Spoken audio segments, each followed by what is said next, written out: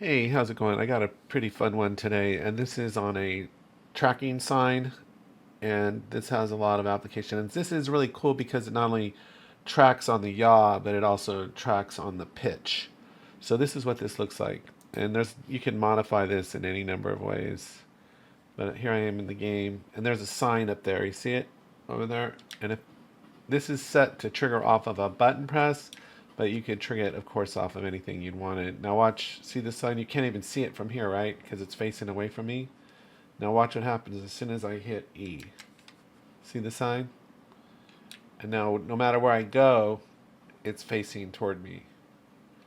So we've done something like this in Unreal Engine before, and it's really cool. I'll walk you through the whole process, including getting the image in. So let's get started on this. Let me escape out of here and in the game. Let's go ahead and start a new project. So I'm going to go to File, New Project, and I will just call this.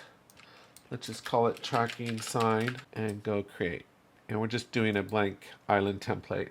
And I guess Unreal just got an update today, so I'm in actually 33.1. You don't have a choice to actually upgrade or not. They upgrade you whether you want to be upgraded or not. So the first thing you're going to need is an image.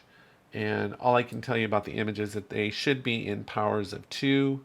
So sometimes people take it to mean that has to be 256 by 256, but you can actually mix and match those. So you could have this particular image is 512 by 1024. So it's 256, 512, 1024. Just keep doubling like that. The engine likes that when it's in powers like that. So anyway, I'm just going to go ahead and import a JPEG image that I made in Photoshop. So that's what you're going to need. You're going to need a graphics program somewhere to create your signs, your images. And you can just import them as JPEG.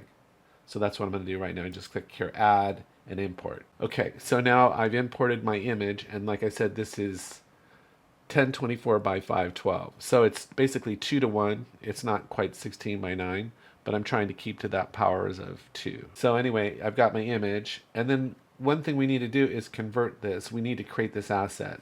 So the first thing that we're going to do is we're going to right click, we're going to go to material, and we'll just leave it called new material. And I'm going to double click into here, and then I'm just going to search for something called texture sample. That's one good thing about Unreal Editor, is very similar to Unreal Engine.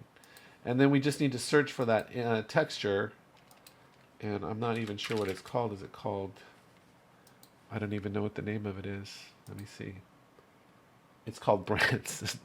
So this is just a joke sign, just for fun. I'm just being silly. Okay, so you come back in here, click on texture sample, and it's called Branson is the sign, is the JPEG image. Branson's right here. And then we just go ahead and plug this in like that. And we can put this on a plane like that. And that's all we need to do. And remember I said it's 1024 by 512. And we'll go apply and save. Now we have a material. So now we just need something to put the material on. So we're going to right click, go to blueprint class, we're going to go to building prop, we're going to double click in here. And to be completely honest with you, I'm not sure what all this is about here. But what we're going to do is just go ahead and click add and add a plane. And it's not stopping us from doing that, so that's fine. And then one thing that we're going to need to do is, if I click on this plane, is just now add that image on here. So I'm going to search for that image. It's called new material now, and there it is. And we're going to pop it on there. And this, for this to work, this actually needs to be pointing in the direction of the red arrow. So we need to modify the way this is oriented right now. So one thing that we can do is just hit the space bar, because I want it oriented this way, pointing forward. So what I'm going to do is I'm going to turn it this way 90 degrees. And now I'm going to turn it this way 90 degrees. Exactly 90 degrees. And then we need to scale it. And remember, it's a 2 to 1 ratio. So we want to maintain our aspect ratio. So it looks like on the red, I just need to put that to 2. And it should maintain the aspect ratio. And then we just go compile and save, and that is our sign. And this, I've done this in games that I've published, is I put signs in the games. I don't know if people ever see them, but I put these funny signs in the scene, and I don't think anyone ever sees them. But anyway, I think it's funny to do that. It's kind of my running gag. So anyway, I'll put this into the scene like this, and I'll drag it up. And you notice that we can't see it from this perspective, can we? Can I turn it this way? See, there it is right there. So there's our sign. Now I'd like to actually have this up the air a little bit so that you can see the pitch on it. And that takes care of our asset, creating our asset. So we're all good to go. Now we just need a verse device. So I'm going to come up here to the Verse Explorer, and I'm going to right click, add new verse file, and let's see, what are we going to call this? I'll just call it Hello World Device 2 and go create. And I already have the code written for this. I'll go save, and let's build the verse code. And then let's double click into here. And there's not that much code, but it took a while to get it figured out. So I'm going to go Control A, delete, Control V, because I already have it. So here we have our, what I call the tracker for our creative prop. We have a button device that triggers it. And then this is, once this goes, it starts this loop that keeps calling here. And then this keeps going and going and going and going.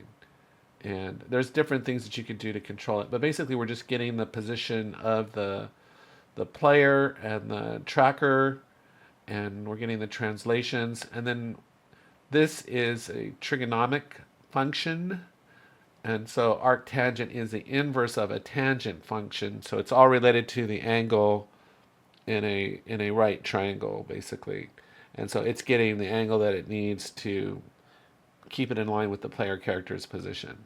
So that's all this is. So if you want to look that up online, but there is a use for trigonometry, and that's what it is here. And then so we adjust the yaw and the pitch. We don't do anything with the roll, and then it just keeps going. And I'm printing out the position for right now, but you don't have to do that. So, and here, this is how you get an exponent. I just did a tutorial about that, is you put POW. So this is essentially track direction X times itself.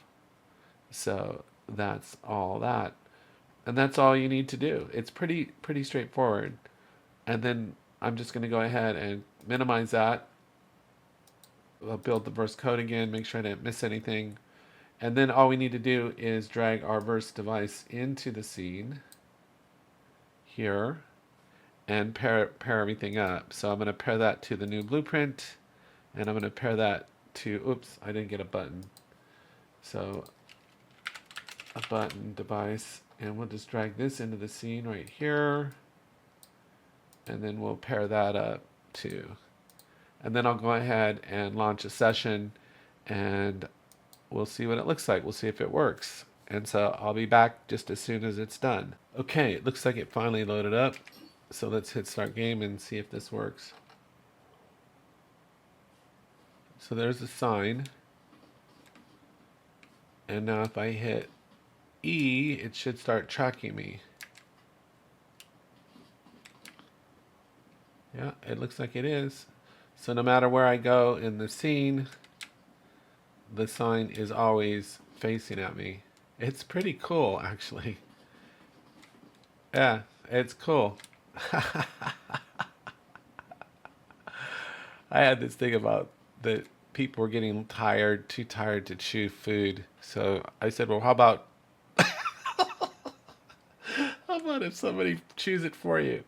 Okay, so that's all I had